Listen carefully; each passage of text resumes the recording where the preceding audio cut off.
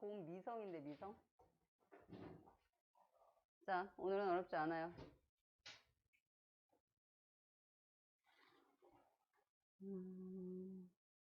우리 잠깐만요. 날짜만 확인하고 22일. 자, 우리 5월 22일부터 내신 대비 들어갈 거고 별다른 어떤 사항이 없으면 5월 22일에 내신 대비 들어갈 거예요. 이제 그렇게 생각해 주시면 될 것 같고 그 전까지는 여러분들 이제 시에 표현하고 그 다음에 오늘 유난쌤이 싱을 마무리 짓고 다음 주에 유충열전. 그래서 요번 주 숙제는 여러분 지금 요거 진도 나가는 비유법 부분 문제 풀어 오시고 그리고 유충열전 읽어 오시면 돼요. 그 현대어를 정리해 주려고 했는데 학교에서 프린트를 줬다며? 네, 그래서 그냥 스톱했습니다. 네, 굳이 내가 삽질할 필요 없겠구나 해서 일단 스톱을 했습니다. 자, 그러면 한번 보도록 하죠. 우리 저번 주에는 시의 이미지, 심상에 대한 이야기를 했고 오늘하고 다음 주에 걸쳐서는 표현법에 대한 이야기를 할 건데 여러분이 잘하시면 빨리 지나갈 거예요. 여러분이 잘하시면. 근데 이 표현법들이 계속해서 여러분들이 고3 때까지 나오는 부분들이거든요. 그래서 기본적으로 여러분이 중학교 1학년 때 분명히 배웠었지만 까먹고 개념을 잊어버렸거나 아니면 사례 적용을 못할 수 있어요. 그렇죠?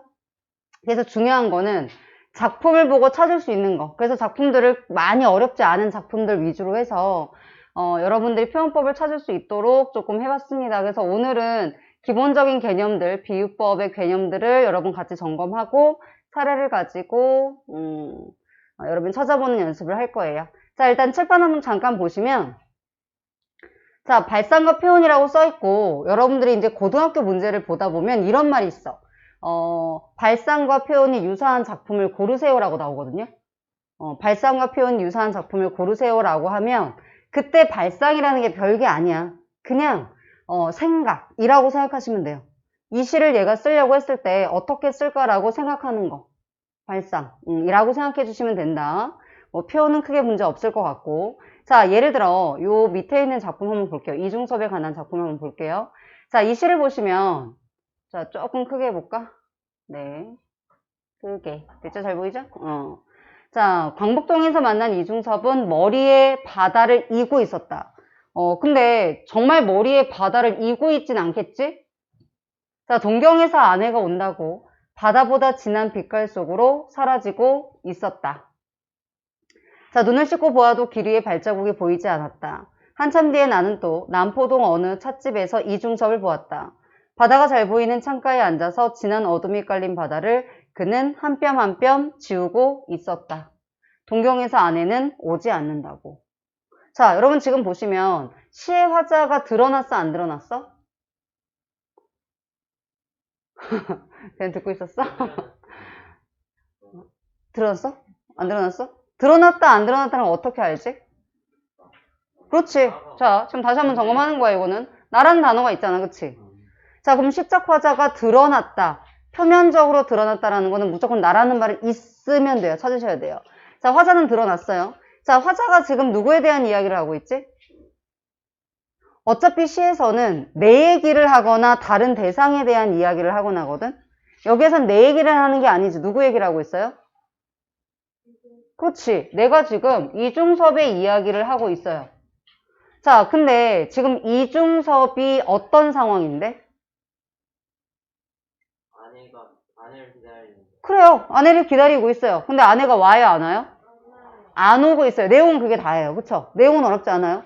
자, 그런데 여기에서 이제 그걸 표현하기 위해서 바다라는 소재를 갖다 썼고 머리에 바다를 이고 있었고 자, 그리고 바다를 지우고 있었다. 이런 표현이 있거든? 자, 아내는 지금 어디에 있어? 동경에. 자, 동경이 어느 나라에 있는 거죠? 네? 재밌었어. 내가 항상 말했지만 정답을 맞추거나 아니면은 웃기거나, 6.25 그거 아니에요? 왜? 6.25라는 거 어떻게 알 수 있어? 안 오니까 남북전일 때 갈라는 모르는 거 아니에요? 네. 아니, 일단 들어본 거야. 뭐라고 하나. 자, 괜찮아. 내가 말했지만, 뭐 틀리면 어때? 다 알면 학원을 왜 다니겠어? 항상 말하지만 정답을 말하거나, 차라리 웃기거나. 그쵸? 됐어요. 웃겼어요. 그쵸? 국경이랑 헷갈렸나? 북경은 중국입니다. 너 너무 많은 나라를 다니는 거 아니야? 난 상처받아. 아, 근데 우리가 즐겁잖아, 이 아침에.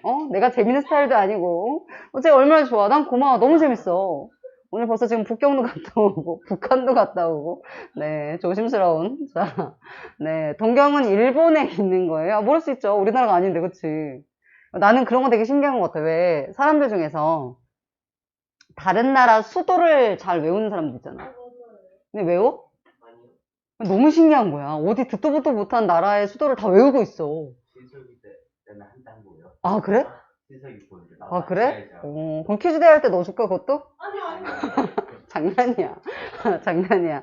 우리가 놀기는 하되 교육적으로 놀아야 하기 때문에 일단은 그때는 한자성어랑 문법 이렇게 할 거고. 자, 어쨌든 다시 돌아와서. 네, 문법이야. 잘하잖아. 자, 잘하잖아. 자, 고양이는 아직 2주 남았으니까 다음에 얘기하도록 하고, 자, 계속 가볼게요.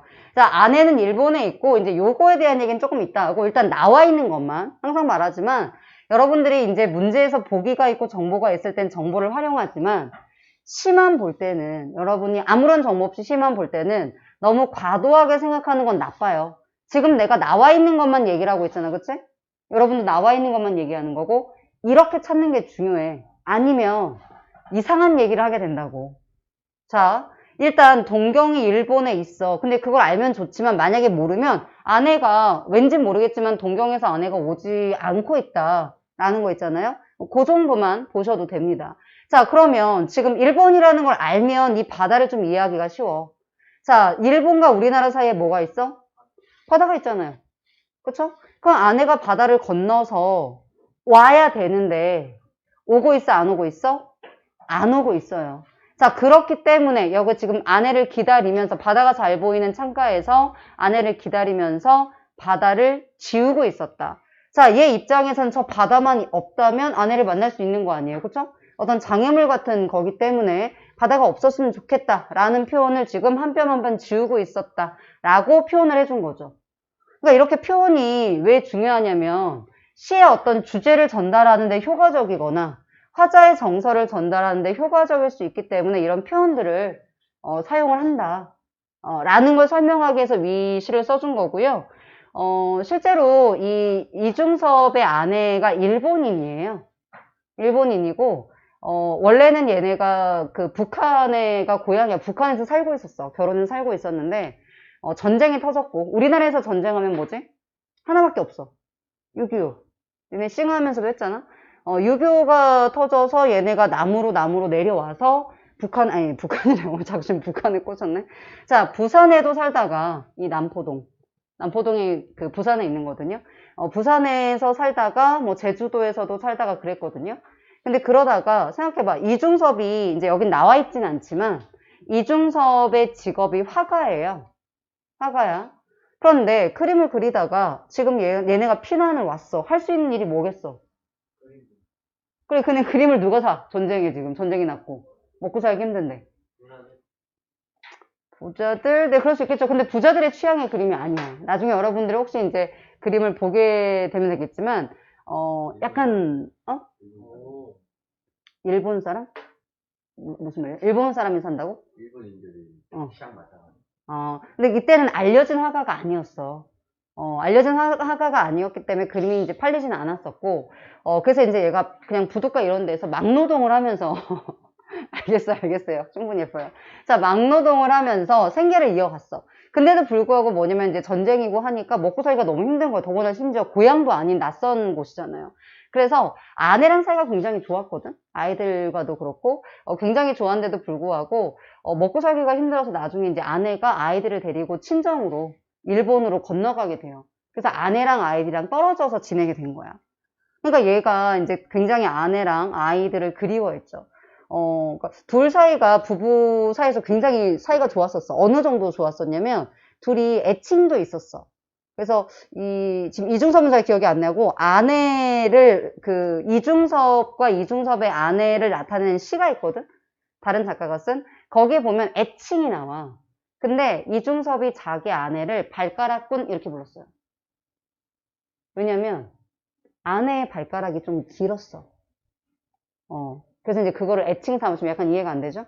애칭 삼아서 그렇게 불렀다고 한다라는 얘기들도 있습니다. 근데 그렇게 금술이 좋았던 아내, 그리고 자기 가족을 소재로 그림도 그리고 그랬었어. 근데 일본으로 건너가서 이제 보지 못하니까 굉장히 그리워하고 있는 내용이다. 이제 그 정도 봐주시면 될 것 같고요. 그래서 밑에 있는 거 이제 이렇게 바다를 머리에 이고 있다, 바다를 지우고 있다라는 표현법들을 사용해서 아내에 대한 어떤 그리움, 만나지 못하는 거를 표현하고 있다라고 봐주시면 되겠고요. 자, 그러면 이제 이렇게 시를 효과적으로 전달하기 위한 표현법들을 배울 거라는 거야. 자, 이제부터 본격이지? 자, 보세요. 자, 보시면 여러분들이 지금 이 표현법 비유하기, 강조하기, 변화주기. 자, 어디선가 다 들어봤었죠? 네. 여러분들이 이 내용을 중학교 1학년 때부터 계속 배워요. 언제까지? 고3 때까지. 그러니까 한번 제대로 알아두시면 계속 써먹어요. 자, 그런데 자, 실제로 고등학교에 올라가서 여러분들이 비유하기를 배우게 되면 직유법 이렇게 물어보는 경우는 거의 없어요. 그냥 직유법과 은유법을 써준 다음에 그냥 비유하기라고 보통 물어봐요. 그런데 중학교 교육과정까지는 뭐냐? 직유법과 은유법을 구분시켜요. 근데 고등학교 과정에서는 그냥 직유법과 은유법은 구분하지 않고 비유하기 이렇게 설명해요. 그럼 여기에서 여러분이 대학이 아니지. 여러분이 고등학교 올라가서까지 꼭 구분해야 되는 건 뭐야? 의인법이에요. 자, 그래서 요 세 개 좀 주의하시고. 자, 그 다음에 강조하기에서는 물론 다 중요한데 여러분들이 계속해서 많이 나오게 되는 아이들. 과장법, 반복법, 열거법, 전층법, 대조법, 영탄법 다 잘 나오는 애들이에요. 어렵지는 않아요, 얘네들은. 자, 그 다음에 변화주기. 변화주기가 조금 어렵죠.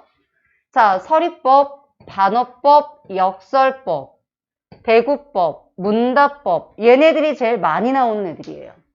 자, 그래서 여러분이 잘 하시면 2주면 끝날 거거든요.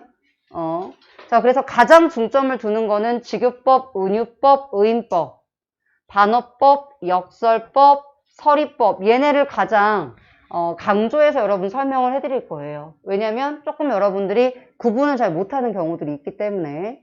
자, 그렇게 보시면 되겠고요. 오늘은 일단 비유하기. 근데 여러분이 잘하시면 강조하기까지 갈 거예요.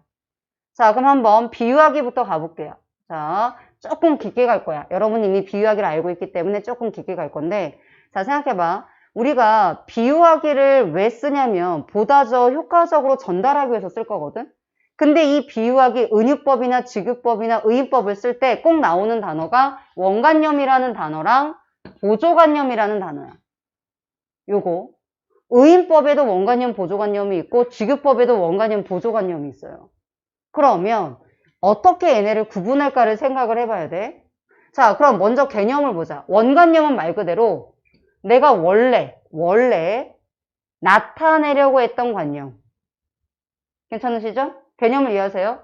자, 보조관념은 말 그대로 뭐냐? 보조적으로 쓰이는 거야. 내가 원래 드러내려고 했던 애를 잘 설명하기 위해서 보조적으로 쓰는 애가, 그 빗대어 사용한 애가 보조관념이에요.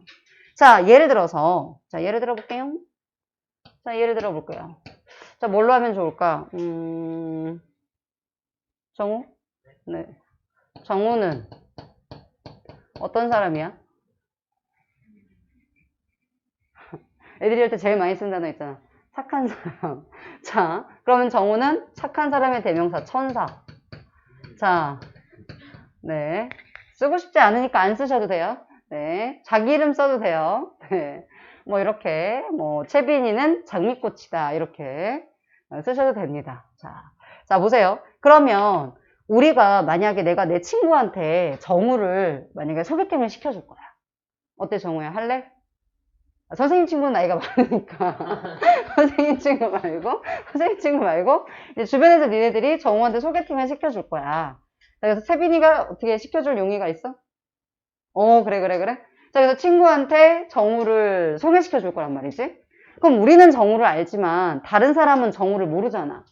그러면 정우를 가장 잘 표현할 수 있는 어떤 단어를 갖다 쓸 수 있겠지. 그치? 그런데 정우가 성격이 어때? 라고 이제 그 친구가 물어봤을 때 정우는 천사 같아. 그렇죠. 지금 토 나올 것 같죠? 네. 하지만 수업이니까. 자, 그럼 그랬을 때 우리가 천사라고 했을 때 천사가 어떤 성격을 갖고 있어?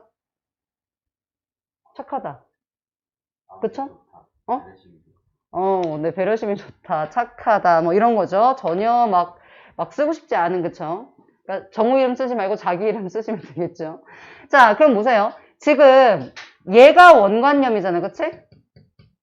잘 모르는 대상을 효과적으로 드러내기 위해서 잘 아는 대상이어야 돼요.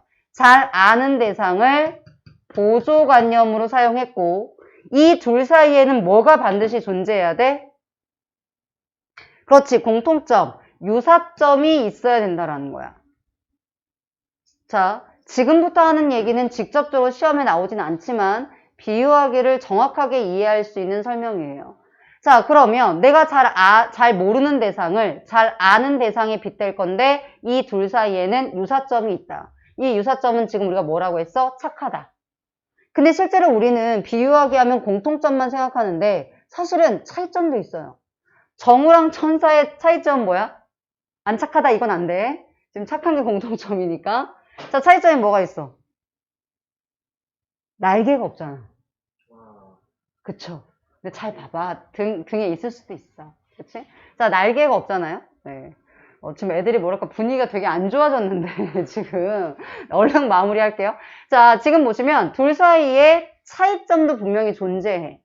자, 근데 공통점이 많을수록 우리가 조금 더 잘 이해할 수 있는 장점이 있고 만약에 차이점이 많잖아요? 그러니까 공통점도 있는데 차이점이 더 크면 약간 낯선 느낌이지. 그래서 그 낯선 느낌으로 참신함을 줄 수 있어요. 그래서 실제로 비유하기를 할 때 공통점이 아주 많은 소재를 쓰기도 하고 공통점보다는 조금 차이점이 좀 더 많은 소재를 갖다 쓰기도 해요. 공통점도 있으면서 차이점이 많은 소재를 갖다 쓰기도 해요. 자, 그 예들을 지금 봐줄 거야. 자, 지금 밑에 보시면 국화옆에서라는 시가 있어요. 자, 여기에서 자, 지금 제목이 국화옆에서고 얘가 지금 국화에 대한 이야기를 할 거거든. 자, 근데 여기 보시면 내 누님같이 생긴 꽃이여 라고 했단 말이야. 그럼 얘가 설명하고 싶은 대상은 누구야? 누님, 또요. 꽃이에요, 누님이에요? 오늘 약간 일부러 오답을 말하는 거야? 컨셉이야? 아니, 누님, 아까 정우가 천사라고 해가지고 앞에 있는 걸 설명하는 거. 아, 순서는 상관이 없어요, 순서는. 자, 그럼 여기 보시면 얘가 지금 국화 옆에서라고 해서 국화 얘기를 하고 있는 거고 자, 지금 내 누님같이 생긴 꽃이요. 자, 이 꽃이 내가 드러내고자 하는 국화예요. 자, 그리고 근데 그 꽃이 내 누님같이 생긴 거죠. 그럼 얘가 원관념이고 얘가 지금 보조관념이 되는 거잖아요. 그럼 마찬가지야. 얘네 둘 사이에 공통점이 있어야 돼. 자, 이 얘기가 조금 어려우니까 중간에 내가 좀 더 설명해 줄게. 자, 국화는 어느 계절에 피지? 가을에 피는 거죠. 다른 꽃들이 다 피었다가 지는 계절에 그 약간 좀 쌀쌀하고 추운 계절에 피는 꽃이 국화예요. 가을에 피는 꽃이야. 자, 그런데 사람으로 치자면 계절을 사람으로 표현할 수 있거든요. 사람을 봄, 여름, 가을, 겨울이라고 했을 때 니는 어느 계절인 것 같아? 그래, 봄. 봄. 10대, 20대를 보통 봄, 청춘에 비유해요. 가을을 중년. 그럼 겨울은? 슬프지, 갑자기. 슬퍼지지. 여름은 처음 그 꼬맹이 때. 아니지, 순서대로잖아. 야, 10대, 20대고, 가을이 중년인데, 어떻게 꼬맹이야. 10대, 20대, 30대, 40대, 50대, 60대, 70대. 그렇게 넘어가는 거지. 그러니까 이제 보통은, 나이는 그냥 상징적인 거고, 보통은 좀 젊었을 때를 봄이라고 하는 거야. 우리 엄마 아빠 보면 엄마 아빠는 이제 가을쯤 되신 거지. 그러니까 뭔가 자기가 하는 일에 결실을 맺을 때잖아. 어느 정도의 사회적 지위에 올라 있고. 근데 니네는 이제 막 말하자면 새싹이 돋아서 이제 막 시작하려고 하는 거잖아. 그러니까 니네는 봄인 거야. 그러니까 니네가 조금 더 크고 이러면 한 20, 30대 정도가 사실은 정확하게 여름이 될 거고 40대, 50대 정도가 이제 가을이 되는 거고 그 이후에 이제 우리가 보통 할머니, 할아버지라고 생각하는 나이대 뭐 70대 뭐 요 정도가 이제 겨울이 되겠죠. 그러면 가을이라는 건 중년이잖아. 그럼 내 누님같이 생긴 꽃이요라고 했을 때 내 누님이 이 가을에 피는 국화랑 지금 동격으로 놓은 거잖아요.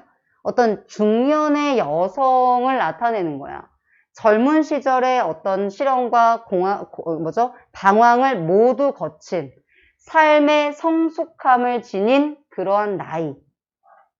자, 그렇게 그것과 그 다음에 가을에 어떤 서리를 이겨내고 핀 그 국화의 아름다움, 시련을 이겨낸 삶의 아름다움에 공통점을 주고 표현을 해준 거예요. 조금 어렵죠, 이런 시들은. 여러분들이 조금 가을이라는 계절에 대한 이해까지 해야 되니까 조금 어려울 수 있습니다. 자, 그래서 지금 말한 것처럼 이렇게 꽃과 누님 사이에 어떤 성숙한 시련과 고난을 이겨낸 원숭미, 다른 말로 성숙한 아름다움을 공통점을 갖고 얘기를 했다. 자, 그 밑에를 보시면, 자, 얘는 공통점이 훨씬 더 커요. 왜냐면 지금 말했듯이 뭐 가을이라는 계절, 중년, 이런 얘기. 자, 근데 이 밑에 보세요. 굉장히 약간 충격적인 내용인데. 자, 나의 하나님, 사랑하는 나의 하나님, 당신은 늙은 비에다. 자, 지금 나의 하나님을 뭘로 비유했어요? 그치, 늙은 비에. 또요. 그렇지, 푸주간에 걸린 커다란 살점. 이렇게 표현을 해줬죠. 자, 왜 이렇게 표현을 했을까? 지금 봐봐. 우리가 하나님이라고 했을 땐 이게 지금 종교적인 대상이잖아. 되게 성스럽고 신성하고 이런 느낌인데 푸주간이라는 건 오늘날로 치자면 정육점. 정육점 그 빨간 불빛에 걸려있는 고깃덩이 이렇게 표현한 거야. 굉장히 뭐랄까 이미지가 전혀 다른 이미지잖아요.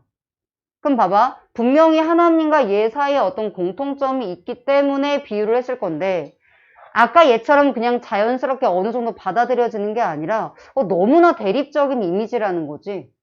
자, 그래서 이런 것들은 뭐냐? 어떤 참신한 비유의 효과를 준다. 라는 거예요. 자, 그래서 지금 보시면 어떤 극명한 차이점, 공통점이 없다는 게 아니야. 공통점이 있는데 차이점이 좀 더 두드러지기 때문에 참신한 느낌을 준다. 그러니까 앞에서는 좀 이해를 도울 수 있고 이렇게 공통점에 포커스를 맞춰주면 조금 더 구체적인 이해를 도울 수 있고 자, 공통점이 있지만 차이점이 너무 두드러지게 되면 약간 참신하고 신선하고 낯선 느낌을 주는 비유가 되더라. 자, 그러면 뭐 얘는 설명 안 하고 넘어가도 되기는 하는데 왜 이렇게 표현했는지 알아? 하느님이 늙은 비애가 뭐예요? 비애는 슬프다는 뜻이야. 하느님이 그렇지. 난 이거를 이해를 못할 거라 생각했는데 그 느낌이죠. 약간 걸려있는 고깃덩이, 이 하나님이 십자가에 못 박혀있는 그런 모습을 지금 이렇게 표현한 거예요. 되게 좋아요. 잘했어. 이런 건 좀 어렵죠, 근데? 되게 낯선 비유이기 때문에 좀 어렵습니다. 자, 그럼 이렇게 비유에 대해서 우리 지금 한번 예를 들어서 봤어요. 아, 이렇게 지금 표현법들이 쓰이는구나. 공통점을 부각하거나 차이점을 부각해서 저렇게 빗대서 표현해서 이해를 좀 더 돕기도 하고 좀 더 선명한 이미지를 줌으로써 효과 있게 더 표현하기도 하는구나 라는 거고요. 자, 이제 비유하기를 볼 거예요. 아까 가장 대표적으로 직유법, 은유법, 의인법. 자, 여러분이 여기서 중요한 포인트는 구분하는 거야. 자, 직유법과 은유법을 모른다고 생각하지는 않지만 일단 점검하면서 같이 보도록 할게요. 누군가는 모를 수도 있으니까 천천히 점검하면서 볼게요. 자, 직유법과 은유법의 차이점은 똑같아. 원관념과 보조관념이 있어. 그런데 어떻게 표현하느냐의 차이고 이거는 외워주셔야 되겠죠. 자, 다시 한번 말하지만 고등학교 과정에서는 직유법과 은유법을 구분하게 하는 문제는 거의 안 나와요. 정말 1%. 그냥 묶어서 비유하기다. 하지만 중학교 3학년 때까지는 여러분이 직유법과 은유법을 구분해야 되니까 외워야 된다. 자, 요 표현이 들어있으면 무조건 직유법이에요. 원관념과 지금 조금 더 간단하게 지금 요 표로 정리해 드렸는데 원관념과 보조관념이 있을 때 이 둘 사이를 연결해주는 뭐뭐 같다, 뭐뭐 같은, 뭐뭐인 듯, 뭐뭐인 양처럼 연결해주는 단어들이 있으면 직유법이에요. 자, 채빈이는 장미 같다. 장미 같은 채빈이. 채빈이는 장미인 듯. 그만할까? 자, 그러면 장미와 채빈이의 공통점은 뭐야? 대답하고 싶지 않아? 자, 공통점이 뭐야? 없어? 가시가 있다. 가시가 있다. 오. 잘 들었네. 네. 괜찮네요. 네, 가시가 있다. 네, 또요. 어떤 의미인지 알죠? 설명하지 않아도 가시라는 의미를? 네, 또요. 아, 그게 끝이야? 예쁘다. 왜 얘기를 하지 않는 거지? 자, 예쁘다. 이런 게 있겠죠. 알겠어요. 거기까지만 할게요. 네. 자, 이제 너희 둘 남았어. 자, 지금 보시면 이제 요런 표현법이 쓰이면, 그러니까 외워야겠죠. 마치, 처럼, 같이, 듯, 인양. 그래서 요 표현이 쓰이면 지급법이다. 자, 그러면 은유법은 저 연결어가 없이 그냥 바로 A는 B다. 라고 두 대상을 동일한 것처럼 동격으로 표현해 주는 게 은유법이에요. 자, 근데 문제는 뭐냐면 은유법은 이 원관념이 이렇게 생략이 되기도 해요. 자, 그래서 여러분들이 A는 B다를 외워도 이 A인 원관념이 생략되기도 합니다. 그래서 어려워요. 자, 이건 개념이고 문학에서 이 개념어들이 가장 중요한 건 사례 적용이에요. 왜? 선택지에서 뭐 위에는 뭐 지급법이 쓰였다라고 나왔을 때 이 시에서 지급법이 쓰였는지 안 쓰였는지는 찾아보셔야겠잖아요. 찾아보는 게 중요합니다. 자, 한번 볼게요. 자, 이 시를 보시면 돌담에 속삭이는 햇발같이거든. 자, 여기서 지급법이 쓰인 게 어딨죠? 여기서 지급법이 쓰인 게 어딨죠? 이 시에서? 그치. 돌담에 속삭이는 햇발같이 또요. 그렇지. 풀 아래 웃음 짓는 샘물같이 또요. 그렇지. 부끄럼같이 또요. 그렇지. 여러분이 시의 내용을 하나도 몰라도 지금 찾겠죠? 자, 여기 밑에는 지금 제가 정리해드렸긴 했습니다. 네. 자, 그러면 이렇게 햇발같이, 샘물같이, 부끄럼같이, 물결같이. 자, 근데 얘네가 뭐야? 같이라는 연결어를 썼잖아요. 그쵸? 자, 그렇기 때문에 얘는 뭐냐? 지급법을 사용하고 있더라. 까지 괜찮아요? 자, 그러면 얘네들의 원관념은 뭐냐? 자, 돌담에 속삭이는 햇발같이, 풀 아래 웃음 짓는 샘물같이. 자, 그럼 얘네가 뭘 드러내고자 하는 거야? 그런 거 같이 뭐 하고 싶대요? 네, 이것도 있고 그 위에는 그치, 하늘을 우러르고 싶다. 그 다음에 이런 물결 같은 실비단 하늘을 바라보고 싶다. 이렇게 돼 있잖아요. 근데 잘 보세요. 자, 햇발같이 샘물같이 내 마음 고요히 자, 하늘을 우러르고 싶고 부끄럼같이 물결같이 실비단 하늘을 바라보고 있죠. 그래서 마음과 하늘을 비유해 준 표현이에요. 자, 그래서 여기서는 여러분들이 지금 보시면 앞에 나와 있는 햇발 샘물이 어떤 봄의 평화로움 또는 화자의 내면 이런 것들. 자, 화자의 내면, 봄의 평화로움 이런 것을 표현하는 것이다. 그래서 이런 샘물 같은 하늘, 그 다음에 뭐 보드레한 실비단 하늘 이런 아름다운 봄의 풍경 또는 그 봄의 풍경을 바라보는 마음을 비유해주고 있고 가치가 쓰여서 지급법이 쓰였다. 요 정도. 어렵지 않죠? 빨리 넘어갈게요. 자, 그럼 은유법을 볼게요. 자, 요 시 보세요. 요 시. 자, 유치한의 깃발이라는 시거든. 자, 지금 시를 한번 읽어보고 여러분이 시를 보실 때는 항상 제목을 먼저 보는 거야. 아, 이 시는 깃발에 관한 시구나. 자, 그럼 이 시를 지금 보면서 깃발을 보면서 은유법을 한번 찾아보세요. 여러 개 있어요. 그쵸? 이것은 소리 없는 아우성. 맞아요. 순정. 또요. 백로는 좀 이따 얘기할게요. 또. 백로는 좀 이따 얘기할게요. 또요. 네, 애달픈 마음. 또요. 여기 있어요. 네, 일단 체크한 다음에 설명할 거예요. 은유법을 찾아보세요. 은유법. 애수. 자, 또요. 여기 있어요. 끝났어?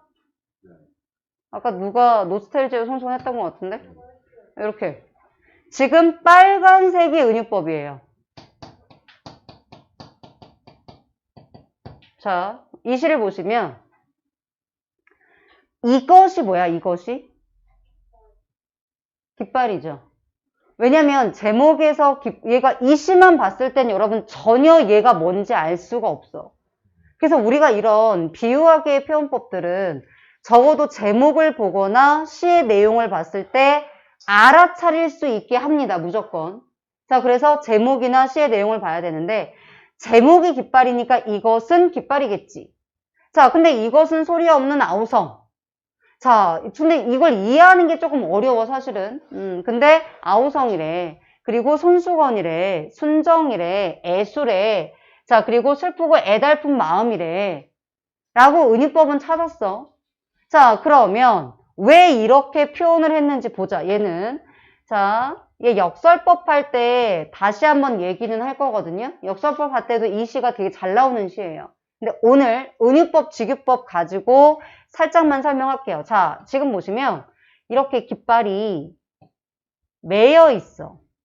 그리고 바람이 불어서 펄럭펄럭 거리고 있다고 치자. 자, 근데 어디를 향해서? 푸른 해원을 향해서 미친 듯이 펄럭거리고 있어. 왜? 이 깃발은 검색해볼까요? 자, 이 깃발은 푸른 해원을 향해서 흔들고 있죠. 자, 푸른 해원을 지향하는 존재예요. 그런데 푸른 해원으로 내가 여기를 지향하잖아. 이곳을 향하여, 이것을 추구한다는 거거든. 자, 향하지만 갈 수가 있어, 없어? 왜 없죠? 그렇지. 묶여 있어서 아무리 이곳을 지향해도 갈 수가 없어요. 자, 그래서 얘가 바람에 펄럭이는 몹시 가고 싶어서 미친 듯이 펄럭이고 있어. 그런데 얘가 무슨 말을 하니? 그건 아니죠. 미친 듯이 펄럭이는 모습이 마치 사람들이 뭔가 열렬하게 외치고 아우성 치는 것 같지만 실제로 소리가 들리는 건 아니잖아요. 그 열렬한 어떤 추구하는 그 마음, 펄럭임을 이렇게 표현을 해준 거고 너무너무 가고 싶어. 노스텔지어가 다른 말로 뭐죠? 향수라는 뜻이죠. 향수가 무슨 뜻이죠? 오! 잘했어요. 그리움. 자, 그러니까 얘가 푸른 해원을 그리워하고 있다는 얘기야. 자, 그러면 자, 순정은 하나의 대상에 변하지 않는 마음이거든? 왜 순정이라는 단어를 썼을까? 푸른 해원을 변함없이 계속 추구하고 가고 싶어 하니까 변함없는 마음. 자, 그 변함없는 마음 깃발이 바람에 지금 나부끼고 있잖아요? 그리고 이념의 표대 끝에 묶여서 백로처럼 날개를 펴고 있어요. 근데 그 깃발을 애수라고 표현했어. 애수는 슬프다는 뜻이야. 왜 애수라고 표현했지? 여기도 슬프고 애달픈 마음 왜 이렇게 표현했죠? 그렇지. 갈 수가 없으니까 슬픈 거죠.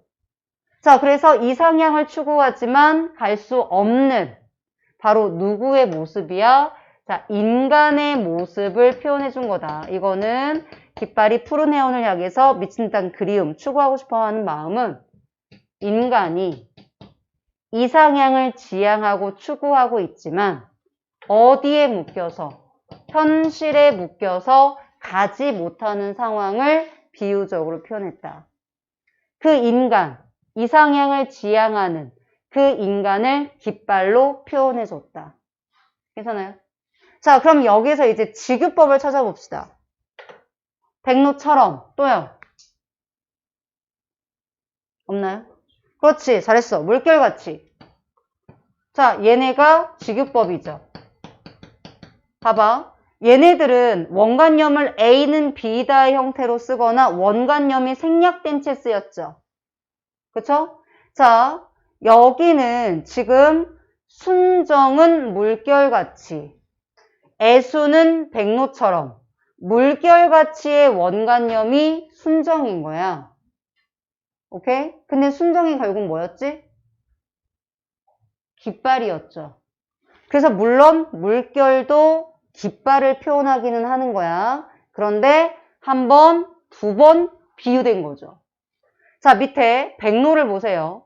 애수는 백로처럼이라고 했지. 그러면 백로는 누구를 비유한 거야? 애수를. 근데 애수가 누구였어? 깃발이었어. 그러니까 깃발을 한 번 비유하고 또 한 번 비유한 거야. 자, 근데 왜 물결같이라고 표현했어? 이 푸른 해원을 향한 그 변함없는 마음이 물결같이 바람에 나부낀다. 깃발이 펼쳐져서 이렇게 펄럭펄럭 거리는 그 출렁출렁 거리는 모습을 표현을 해준 거고, 백로가 무슨 색깔이지? 하얀색. 흰 새야, 다리 길고 목 긴 이런 새예요. 자, 근데 이 뭐야? 이 추구하지만 갈 수 없는 이 깃발을 지금 흰 백로가 이 바람에 펄럭펄럭 거리는 모습을 백로가 날개를 편 것 같은 표현을 해준 거죠. 이건 색채의 유사성이 있는 거죠. 이거는 그 펄럭이는 모양의 유사성이 있는 거고. 자, 이렇게 공통점을 가지고 비유를 해준 거다. 까지 괜찮아요? 네, 그래서 요 정도 여러분 찾을 수 있으시면 될 것 같고요. 뭐 쓸 사람 쓰시고. 여기까지 혹시 질문? 맞아요. 여기까지 괜찮아요? 그래서 내용은 디테일하게는 안 들어갈 거예요. 오늘은 시들은. 그 심상만 하기에는 너무 개념이 없으니까 여러 가지를 같이 봐준 거고, 얘네들은 개념을 여러 가지를 할 거기 때문에 시를 어려운 걸 집어넣지는 않았어요. 가벼운 걸로 여러분들이 찾는 연습. 자, 여기까지 괜찮으시죠? 자, 그럼 넘어갈게요. 혹시 여기까지 질문 괜찮아요? 자, 넘어갈게요. 자, 넘어가시면 여러분 그 뒤에 의인법 나오고요. 자, 의인법에서 약간 필기할 거예요. 자, 왜냐면 얘가 고등학교까지 계속해서 의인법은 구분해야 되거든요. 자, 그럼 보세요. 자, 의인법은 인간과 같은 속성을 부여한다라고 얘기를 했고, 자, 얘랑 구분하는 거. 아까는 은유법과 직유법을 구분했잖아요. 이번에는 의인법과 화류법을 구분할 거예요. 자, 의인법과 화류법을 어떻게 구분하지? 의인법은 사람으로. 네, 그럼 화류법은? 동물 같은. 네?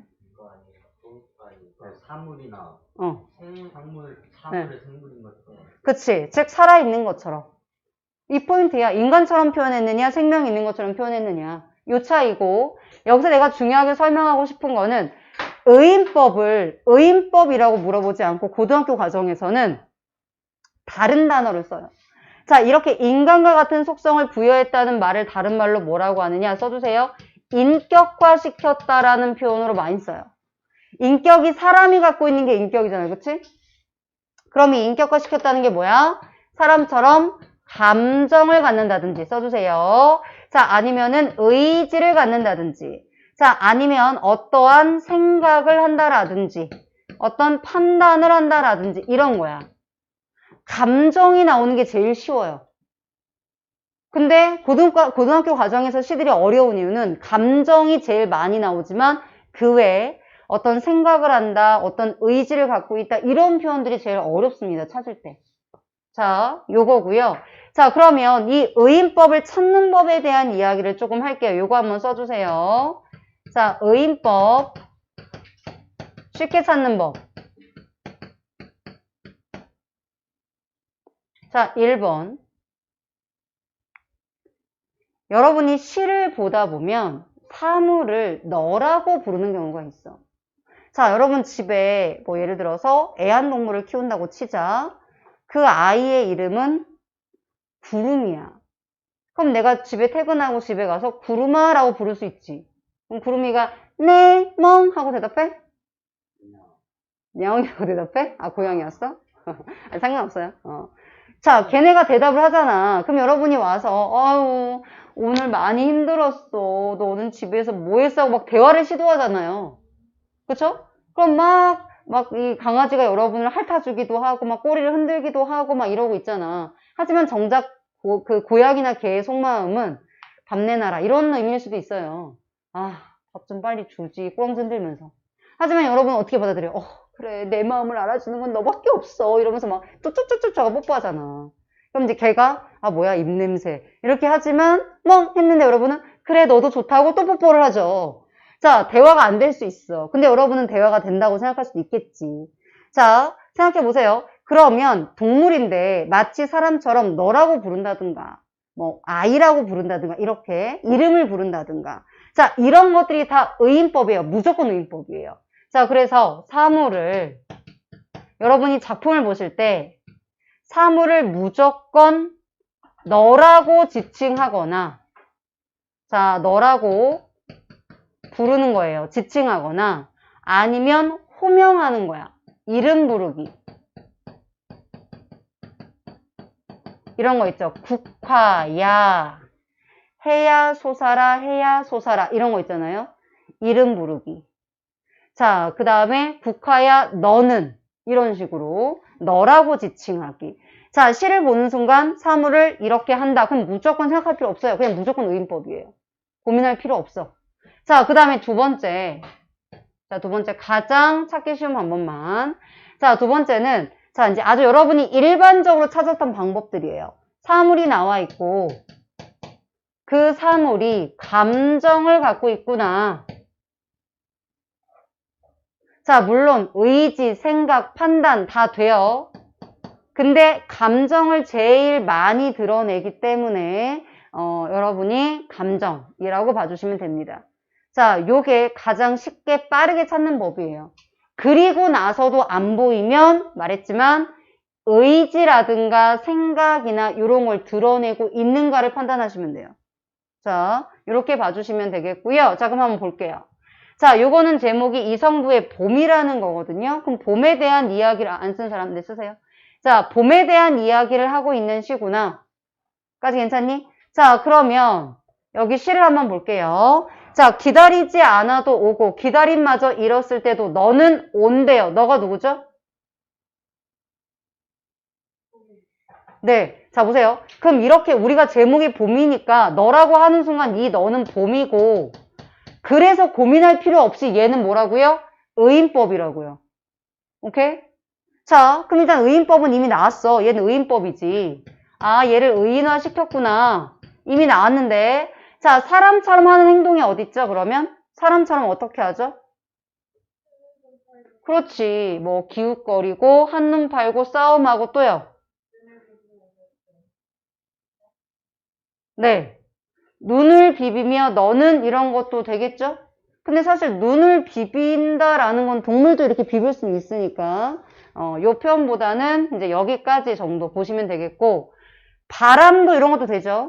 다급한 사연을 들었다 이런 거.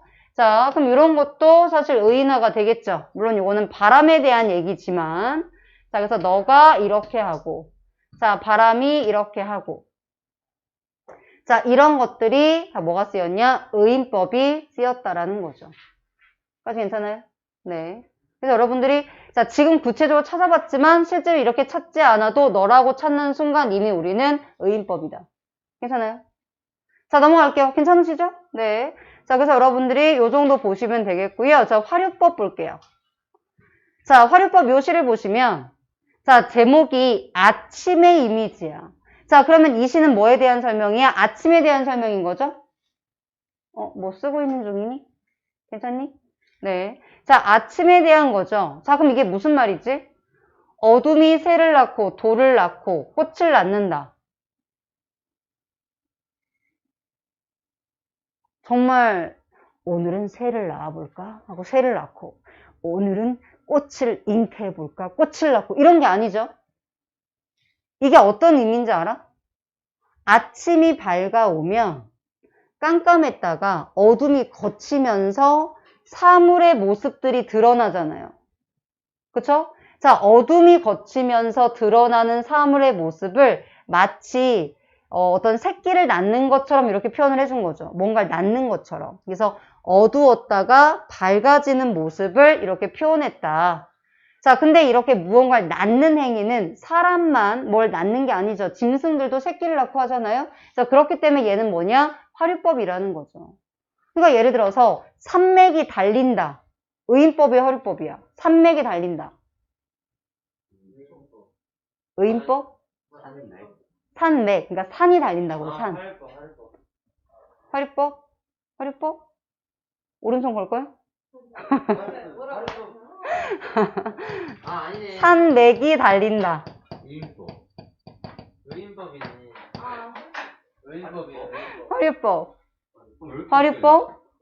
의인법? 의인법.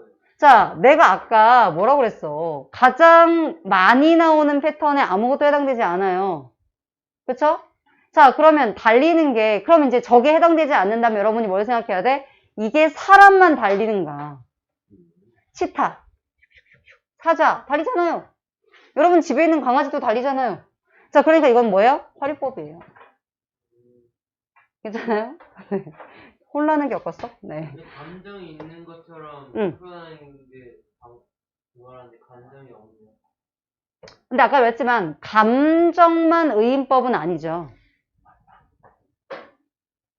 감정만 의인법은 아니에요. 그렇기 때문에 그러니까 너네가 보통은 중학교 저학년 때 배우는 거는 감정만 지니는 거를 거의 의인법인 것처럼 배운단 말이야. 중학교 저학년에서는. 근데 실제로는 이런 형태가 고등학교 때 많이 나온다고요. 그래서 이렇게 알려주는 거야. 단순히 개념은 인간과 같은 인격을 부여했다 이렇게만 가셔도 되지만 이러면 찾을 때 못 찾아. 인간다운 게 뭔데. 그래서 여러분들이 이렇게 가장 많이 나오는 패턴을 찾은 다음에 이게 없다. 그러면 그 다음에 할 일은 이게 사람만 하는 건가. 자, 나무가 우뚝 서 있다. 의인법이야? 활용법이죠. 그쵸? 나무도 서 있고, 네, 다 서 있을 수 있으니까. 짐승도 서 있을 수 있으니까. 이런 것들. 자, 그 다음에 예를 들어 이런 거죠. 산이, 예를 들어서,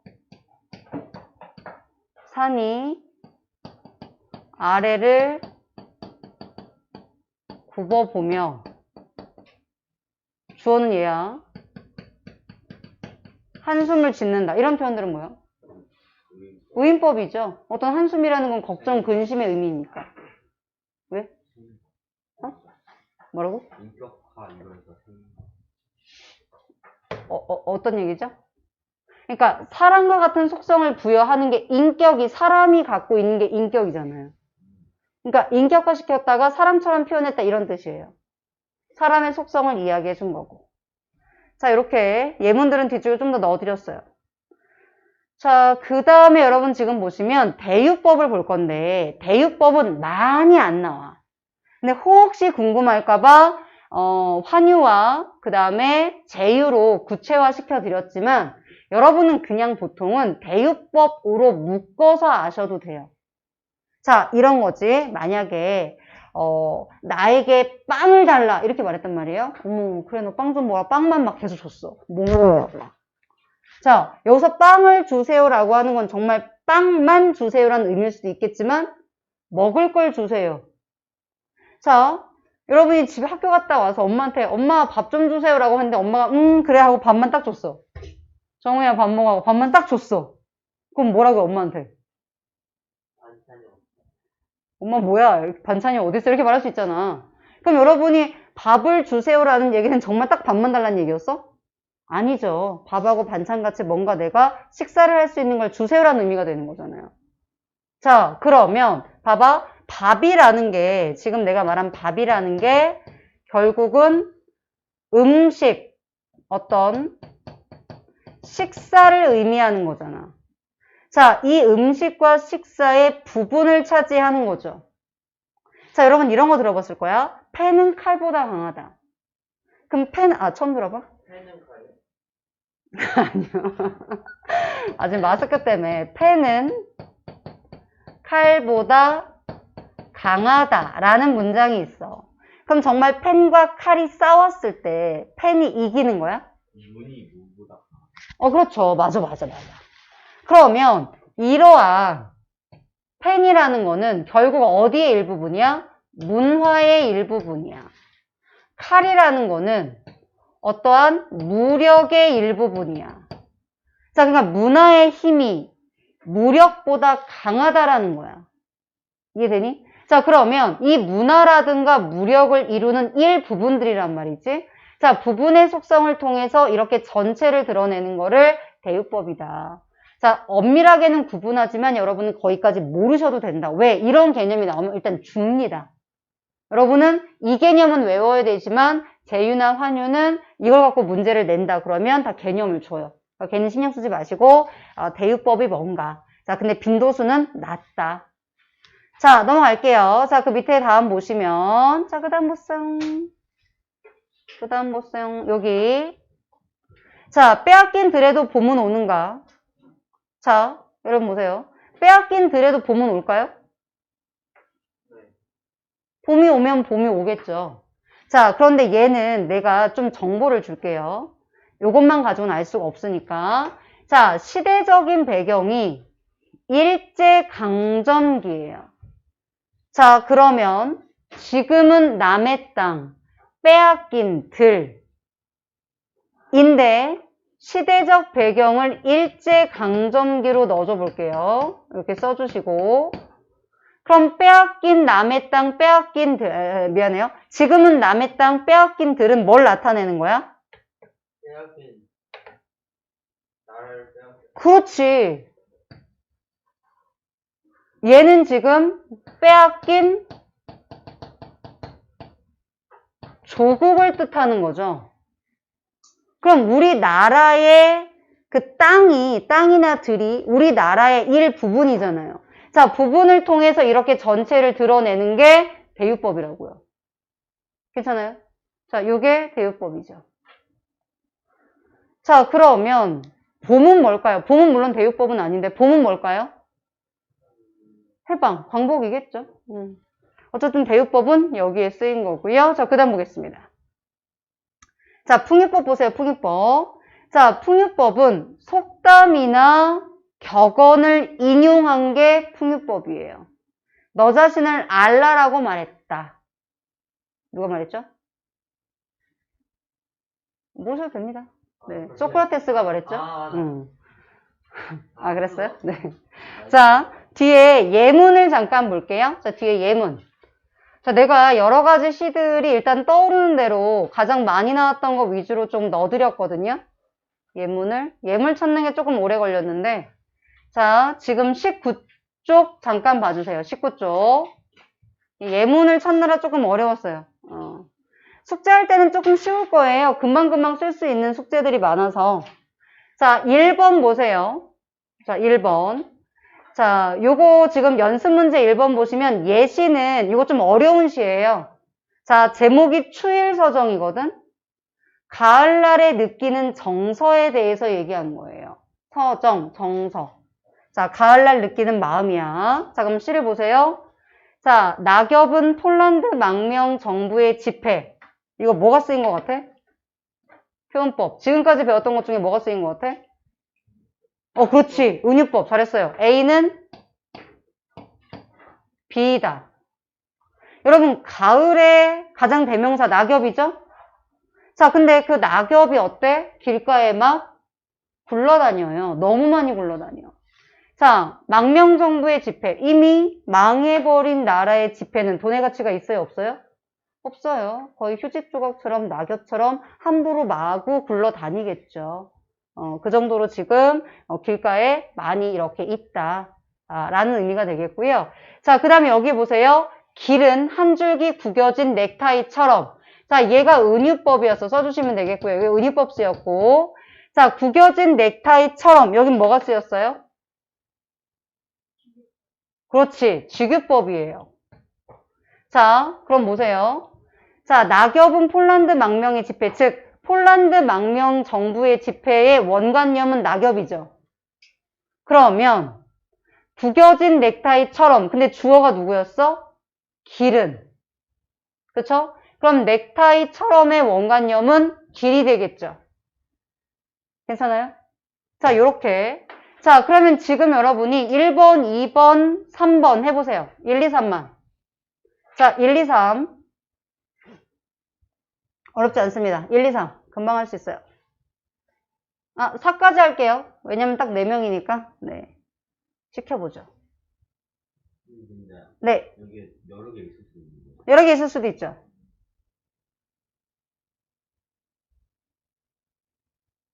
여러 개 있을 수도 있습니다.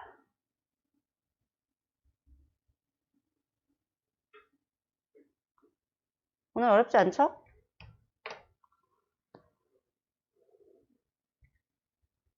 다 했지? 4번 같죠? 네, 4번까지요. 에이, 뭐, 다 했지. 자, 2번을 아는 거면, 2번 시켜줄게요. 네, 2번 시켜줄게요. 자, 지호야. 1번, 지규법 어딨죠? 삼각처럼 네, 찬바처럼. 됐으니까. 그치, 배추잎 같은. 자, 여러분 잘 보세요. 여기 지금 지규법에 쓰였는데, 찬밥처럼의 원관념은 누구야? 찬밥처럼의 원관념은 나가 되는 거죠? 자, 배추잎 같은의 원관념은 뭐죠? 그렇지. 발소리. 까지 괜찮아요?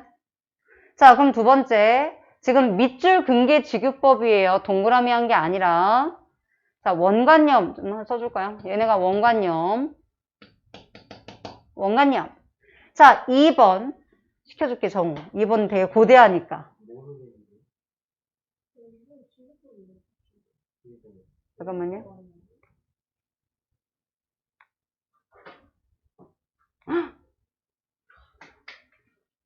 네, 내가 문제를 하면서 지금 문제를 갖다 붙이고 시를 찾고 하다 보니까 잠깐 고쳐주세요 이거. 은유법. Sorry. 자, 은유법. 시를 찾다가 네. 뒤도 그런 거 아니야 그러면? 일단 보자. 자, 은유법. 자, 그럼 은유법 어딨어? 고향은 아니고 고양이 아니라고요? 산꽁이 아래 붙고. 상꽁이 알을 붙는다고요? 그럼 원관념은 뭐죠? 마음은 제 고향이 지나지 않고. 아, 마음은 제 고향이 지나지 않고. 아닌가요? 그러면 원관념이 뭔데요? 원관념이 뭔데요? 아니, 야, 먼 한글을 써서. 야, 나한테 한 거야? 누구한테 한 거야? 자, 다시 정리하세요. 원관념은 뭔데? 원관념은? 마음은? 그럼 A죠. B는 누구야? 고향. 네? 구름. 제가 안 말했는데. 떠도는 구름. 야, 너는 문제다, 문제. 문제야, 문제. 자, 요게 지금 은유법이 되겠죠. 자, 내 마음은 고향을 지니지 않고 먼 항구로 떠도는 구름. 마음은 먼 항구로 떠도는 구름이야. 자, 왜 내 마음이 떠돌아? 그럼 A는 B라고 지금 은유법 찾았잖아요. 그쵸? 이 부분이 지금 은유법인데, 자, 왜 내 마음은 고향에 있지 않고 떠돌죠? 고향에 돌아왔지만 고향이 내가 생각했던 고향과 다르니까. 여러분이 여자친구를 사귀었는데 내가 생각했던 애가 아니야. 그럼 어때? 같이 있어도 딴 생각을 하겠죠. 자, 우리 세 번째. 이거 볼게요. 의인법. 우리 민준이 의인법 어딨어요? 그치. 내기의 속삭임이 어때요? 내기에 한 자국도 섰지 말아라고 속삭였잖아요. 자, 바람이 속삭였어요. 또요. 그러니까 여기까지 이어서죠? 여기까지 이어서. 그럼 끝이야? 그렇지. 누가? 종다리가 반갑다 우는 거죠. 바람이 속삭이고 있고 종다리가 반갑다 웃고 있는 거죠. 지금 이 괄호한 부분, 바람과 종다리 부분이 의인법이죠. 끝이야? 그렇지. 착한 도랑이. 자, 마른 논을 안고 도는 착한 도랑이 노래를 부르고 있잖아요. 그리고 어깨춤을 추고 있죠? 도랑은 약간 시냇물 같은 거죠? 그래서 지금 이 부분. 도랑을 드러낸 부분. 다 의인법이죠. 괜찮아요? 네, 의인법. 이거 지규법 아니라 밑에 4번. 4번? 그러니까. 내가 이거 다 갖다 붙이고 안 고친 애들이 있어서 그런 것 같아. 자, 얘도 활용법으로 고쳐주세요. 내가 문제를 갖다 붙여서 타이핑 치기 귀찮아서 내가 딱 붙이고 여기다가 내가 표현법만 고쳐야지 했는데 안 고쳤네. 자, 그래서 얘는 활용법으로 고쳐주시고 이걸 깨닫다니 니네 진짜 대단한데? 자, 좋아요. 자, 그럼 활용법. 채빈이? 네. 자, 목이 긴 메아리가 뭐 하고 있어요? 네. 요거죠. 자맥질은 그냥 이렇게 물에 잠겼다 떴다 잠겼다 떴다 이렇게 하는 게 자맥질이라고 생각하시면 되겠죠? 괜찮아요? 자, 요렇게. 괜찮죠? 자, 그래서 여러분들이 나머지들도 지금 대유법 문제 틀린 거 없나 보자. 없구나. 대유법. 네. 4번 등 가려우는 아닌 거예요. 왜? 등 가려우니 왜? 어? 뭐라고? 염소가 등 가려면 안 돼. 그건 안 되나? 싸우는 거야? 염소 편 들어주는 거야? 자, 염소등 가려운 여우비도 지났다 해서 이거는 아니에요. 가려움은 우리가 왜 고양이나 이런 애들 이렇게 긁잖아. 그러니까 이거 가렵다는 해당되지 않고요. 여기만 활용법이에요. 괜찮아? 질문하세요. 괜찮아요. 왜냐면 아까도 말했지만 니네가 지금 직유법과 은유법을 전혀 모르는 애들은 없을 거야. 그치? 근데 말했지만 개념으로 한번 정확하게 어떻게 구분하는가 위주로 설명해 준 거고, 그리고 지금 예문들을 자꾸 봐주는 거고, 내가 어쨌든 최대한 예문들을 지금 가장 좀 많이 빈도수가 높았던 예문들을 찾아서 지금 붙여준 거예요. 자, 그리고 여러분이 나머지 여기 5부분까지 해볼까요? 대유법은 어딨죠? 대유법? 여기까지 하고 마무리하죠. 대유법은 어딨죠? 모든 쇠붙이. 또요. 향기로운 후. 향기로운 흙. 다 하는 거야, 지금 명사는? 자, 뭐죠? 자, 지금. 향기로운 후 가슴만 낳고 맞는 거 같아. 할라에서 그럼 향기로운 흙가슴이 뭘 나타내는 건데? 한라에서 별도까지 한 거라서. 한라에서 백두까지가 뭘 나타내는 건데? 엄청 멀다. 여러분 봐봐요. 지금 여러분이 대유법이라는 거는 부분의 속성으로 어떤 전체의 대상을 나타내야 되는 거 아니야? 아까 내가 엄마 밥 주세요 했을 때 밥이 식사를 의미했다면, 그럼 한라와 백두가 뭘 나타내는 거지? 이거 되게 어려운 거야. 대유법이 생각보다 어려워요. 엄청 멀다. 엄청 멀다. 아니, 다른 곳. 갈 수 없다. 한라와 백두, 한라가 어딨죠? 한라산이? 제주. 제주도. 백두산은? 북한 맹국대기. 북한 쪽에 있죠. 북한 쪽에 있죠. 물론 중국에 걸쳐서 이렇게 있죠. 그러면 우리나라의 가장 위쪽과 가장 아래쪽 아니야? 결국 얘는 뭘 나타내는 거야? 반대. 우리나라. 우리나라를 나타내는 거예요. 좀 궁금해하는 것 같으니까 설명 안 하면 설명해 줄게요. 자, 그 다음에 세부치도 되죠. 세부치는 원관념이 뭘 것 같아? 어려워. 이거 좀 어려워요. 정보가 없는 상태 찾는 건 되게 대단한 거야. 신동엽이 된 거요? 그 신동엽은 아니에요. 네. 여러분이 떠오르는 그 얼굴 아니야. 딴 얼굴이야. 네. 자.